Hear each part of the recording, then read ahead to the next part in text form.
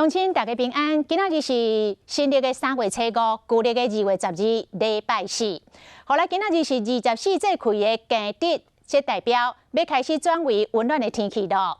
也毋过今仔日受到冷气团甲华南分河区的影响，全台湾阳尾拢有落雨。透早上低温，伫个新北市的富贵角11度7，早起7点玉山嘛落雪咯。明仔载气温就会回转来。拜六礼拜，各地高温会回到26度，中南部甚至会回到32度。这个春天要来咯，春天后母面，天气是正够变化，咱的乡亲要特别注意。涂骹盖一层白雪，玉山规片拢是金白世界。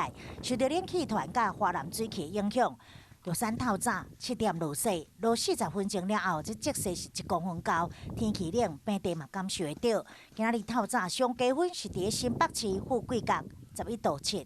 今天清晨有蛮多地方都出现了12到13度的低温，那我们预期今天白天温度上还是偏低的，而今天晚上一直到明天清晨的话，温度还是偏低，我们预期在北部还是会有15度左右的温度，那其他地方也大概在16、17度，仍然是比较偏冷的状况。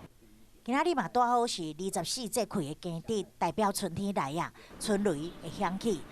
其实今年的春雷伫这2月13就响起啊，就会明显的感受到伊的温暖。